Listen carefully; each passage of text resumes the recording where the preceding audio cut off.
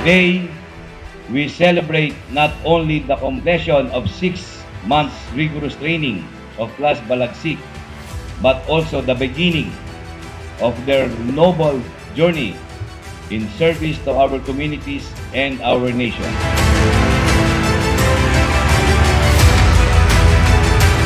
Welcome to the noble profession. You have truly impressed this training center, your loved ones, and the whole nation by successfully arriving at this moment.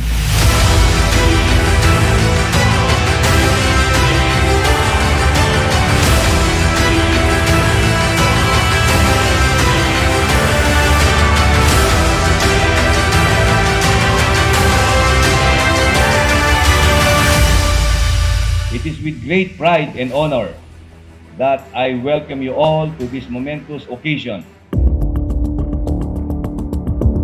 Ladies and gentlemen, let us all welcome the Director of the Philippine National Police Training Institute, Police Major General Roy Bardelosa Parena.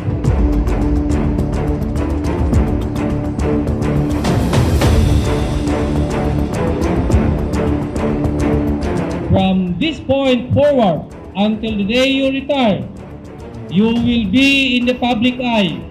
Every action you take or don't take, you will be subject to intense scrutiny as you leave the portal of this training center. From the 471 who began this journey, a strong 463 have endured and now stand as true sons and daughters of the nation, members of the noble profession of policing, entrusted with the sacred duty to protect and serve.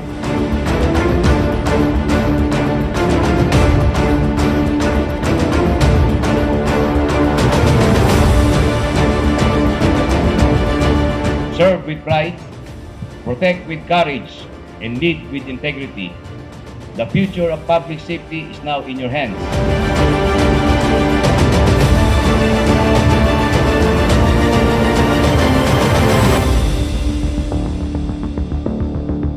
Your courage in completing your 6 months of training is already a great accomplishment and a reflection of your willingness to serve your country.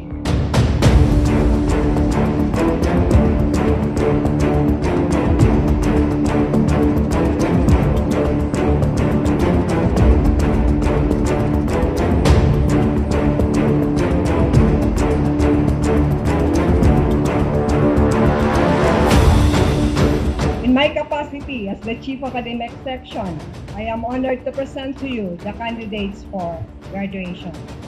102 females and 361 males.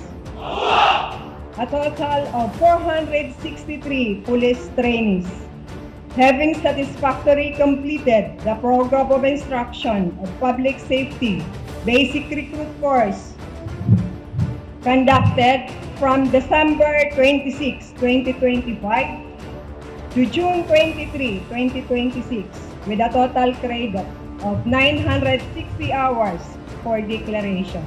By the authority vested in me by Police Major General Roy B. Parena, Director, PNPTI, and as the officer in charge of the Regional Training Center 5, pursuant to RTC 5 Academic Board Resolution number 26-15 and RTC 5 General Orders number 2026-16 to 24 dated June 23, 2026, I hereby declare the 463 police trainees of Public Safety Basic Recruit Course RTC 5 Batch 2025-01 Balagsik graduates effective this date.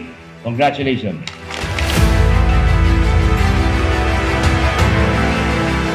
Let me remind you that your career should not be measured by the speed at which you move up the ranks alone, but by the quality of the service you give to our people.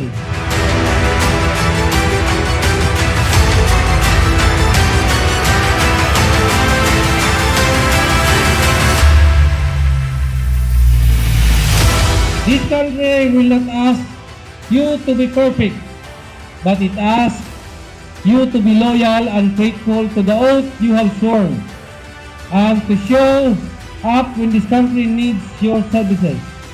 Lead the core values of justice, integrity, and service, and nothing else.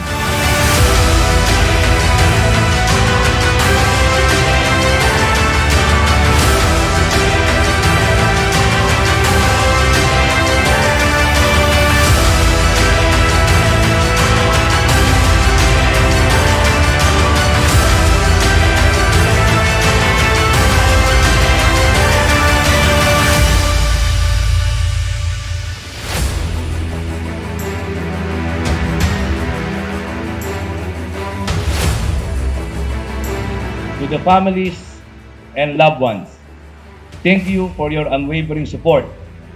Behind every officer is a circle of encouragement that sustains them through trials and triumphs. This victory belongs to you as much as it belongs to them.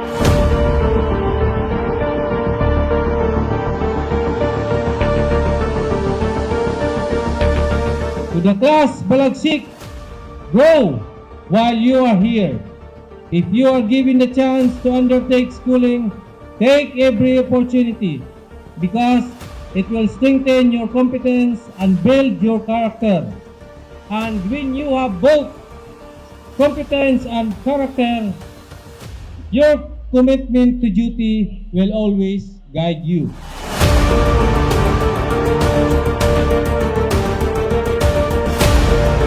By the authority vested in me as officer in charge of the Regional Training Center 5, I hereby turn over 102 females and 361 males, a total of 463 police non-commissioned officers to the Regional Education and Training Division PRO 5 effective this date, and I sign.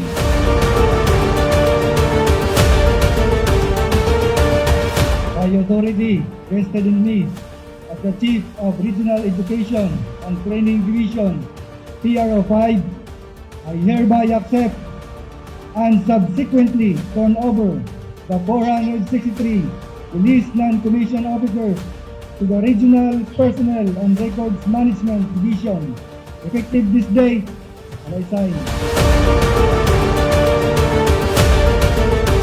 By the authority vested in me as the Chief of the Regional Personnel and Records Management Division, PRO 5, I hereby accept the 463 pensions to the PRO 5 Regional Personnel and Records Management Division. Congratulations to Class Balagsik. I wish you good luck on your journey in the Philippine National Police Organization. Maraming salamat po.